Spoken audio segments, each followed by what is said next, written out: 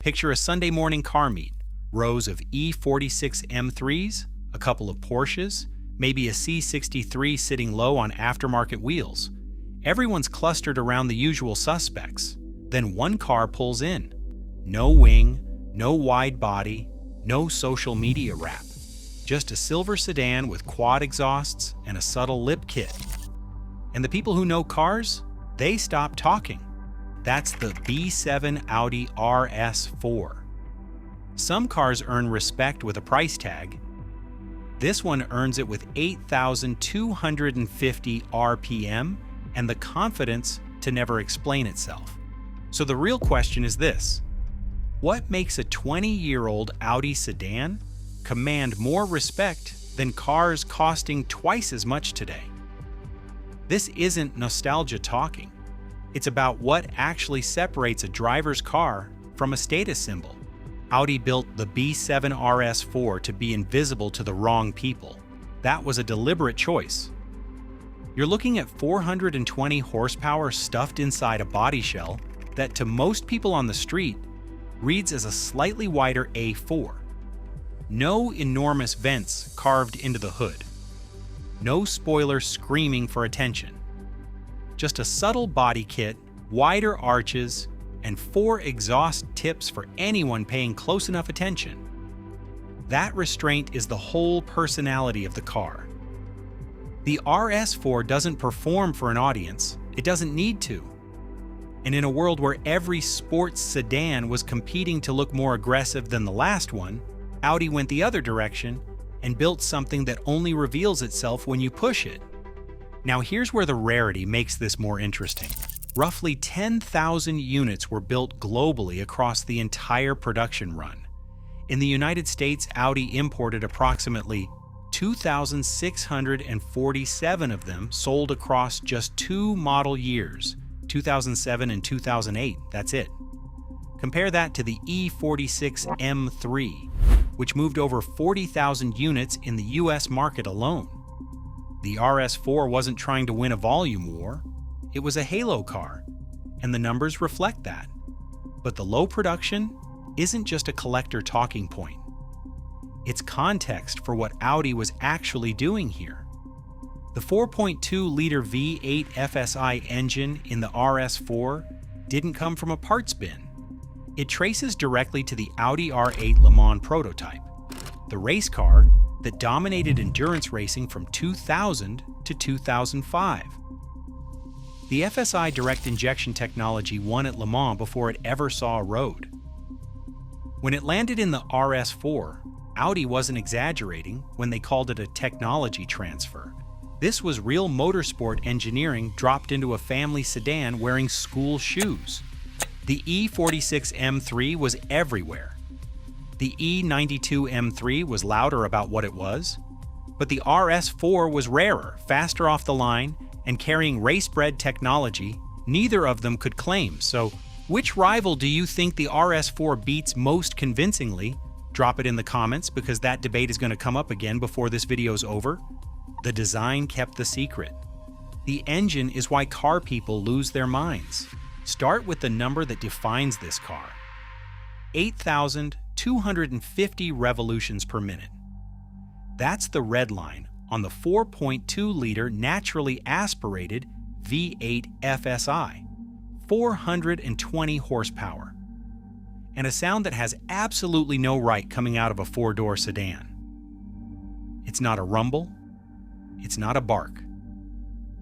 From about 4,000 revolutions per minute upward, it builds into something between a scream and a howl, and it keeps pulling all the way to the top.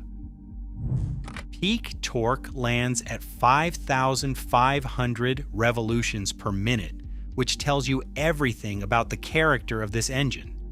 You don't get a fat, lazy hit of low-end torque and then run out of breath. The power curve is linear, progressive, and it rewards the driver who's willing to work for it. There's no turbo here, no lag, no artificial spike, no waiting for boost to build. What you feel is a direct, unfiltered connection between your right foot and the crankshaft. In an era where turbocharged engines were starting to dominate performance cars, Audi built something that made the case for natural aspiration at the highest level. The engine is genuinely engineered to 9,000 RPM capability, electronically limited to 8,250. That headroom is baked into the internals, forged crankshaft, forged rods, forged pistons, high silicon cylinder bores designed to handle the kind of stress most road car engines never see. Now pair that engine with the 6-speed manual. Owners describe the shift action as slick and positive. The throws are direct, the gates are clean, and the gearbox has proven fault-free in long-term ownership, with documented examples running past 144,000 miles without a single transmission issue. The clutch takes real effort from the AWD system. So budget for a clutch replacement eventually, but the gearbox itself just doesn't break. In an age where BMW was pushing its SMG paddle shift system as the performance choice, Audi sent every single RS4 to the United States with a 6-speed manual and no automatic option, full stop. The Quattro AWD system runs a 40/60 front-to-rear torque split by default, which gives it genuine rear-biased character without the snap-oversteer risk of a pure rear-wheel drive setup.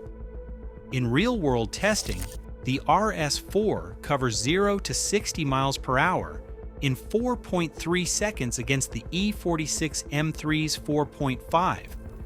That gap matters more than it sounds in wet conditions, where the M3's rear-wheel drive layout is working hard to find traction and the RS4 is already gone. The torque spread runs from 2,250 revolutions per minute all the way to 7,600, so you're pulling hard across a massive range. That's a completely different character than the E92 M3, which matched the RS4 at 420 horsepower, but made it differently. The E92 was sharper and lighter on a dry track. The RS4 answered with grip, torque, and usability in every condition. The suspension system is where the engineering gets ambitious, and where reality eventually catches up. Dynamic Ride Control, or DRC, uses hydraulic dampers cross-linked diagonally across the car. When the body rolls in a corner, hydraulic pressure transfers across the system and resists that movement without any electronic intervention. At launch in 2006, this was genuinely clever. No sensors, no actuators, just physics doing the work. Here's the reality check though. Nearly every DRC system fails eventually. Seals degrade, hydraulic fluid leaks, pressure drops, and you start hearing clunks from the suspension. The full DRC delete and coilover swap has become the community standard fix, with most owners running KWV1 or Bilstein B14 setups. Budget at least $2,000 for that job and treat it as a certainty rather than a possibility on any high-mileage car. Then there's carbon buildup. The FSI direct injection system sprays fuel directly into the combustion chamber, which means nothing is washing the intake valves clean. Oil vapors from the PCV system coat the valves over time and bake solid. Walnut blasting every 20,000 miles is the accepted solution, and it works, but it costs between $800 and $1,500 each time. It's a recurring tax on owning a first-generation direct injection engine, and you need to plan for it. The Brembo 8-piston brakes are shared with the Lamborghini Gallardo. A full brake job runs approximately $1,500, expensive but proportionate to what the car is. The maintenance costs sound intimidating until you sit down and compare them to what a modern performance sedan actually costs to run. That comparison is coming, and it changes the math completely. So here's what the spec sheet doesn't capture. The B7 RS4 was never built to impress people at a stoplight. Audi engineered it for drivers who already understood what they were looking at, and that self-assurance is exactly why the car earns respect from people who know. There's a difference between a car that demands attention and a car that doesn't need it. The RS4 has always been the second type. Go back to the Le Mans connection for a second, because it deserves more than a passing mention. The FSI direct injection architecture in this car came from the Audi R8 prototype program, the race car that won Le Mans outright in 2000, 2001, 2002, and beyond. Audi's engineers didn't adapt the technology for road use and call it motorsport heritage. The combustion system, the injection strategy, the high compression philosophy, these were running at full racing load in endurance conditions before they ever saw a public road.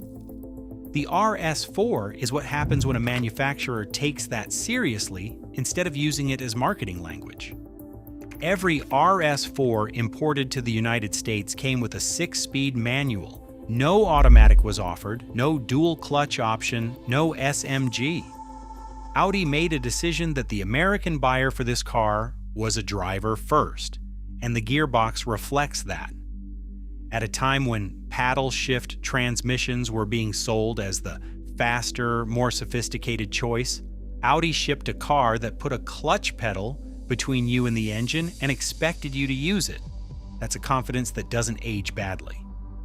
On the current market, clean examples are trading between $30,000 and $42,000, and that number is moving upward. The supply of well-maintained, low-mileage cars is genuinely tight, and the buyers chasing them aren't people who stumbled across the RS4 by accident. They know what the production numbers mean. They know what the engine is. Values are climbing faster than E46 M3s, which had 15 times the production volume and a much wider buyer pool. The honest ownership picture looks like this. The DRC will need sorting, the carbon cleaning is a regular line item, and a full brake job isn't cheap. But the transmission doesn't break. The engine runs past 200,000 miles with proper maintenance. And when you cost it out against a new M3 competition or a C63S with its twin-turbo 4-cylinder, the RS4's running costs start looking a lot more reasonable than they did 30 seconds ago. The E46 M3 is more common. The E92 M3 is sharper on a dry circuit. The C63 AMG has more low-end torque. But none of them give you that specific feeling, the one where you're driving something most people walk past without a second look, and you know exactly what it's capable of. That feeling isn't available as an option. It comes from the car, from what it is and what it came from, and the RS4 has been delivering it quietly for 20 years. Automatic respect isn't handed out, it's recognized. And the people who recognize it keep finding this car. Drop a comment below telling us your favorite naturally aspirated performance car. The RS4 set a standard that's genuinely hard to argue with, but we want to know what you'd put against it. If you want more deep dives on cars that earn their reputation the hard way, subscribe now so you don't miss what's coming next. And if you want to know why the Nissan Silvia is now more desirable than a Ferrari, watch this video next.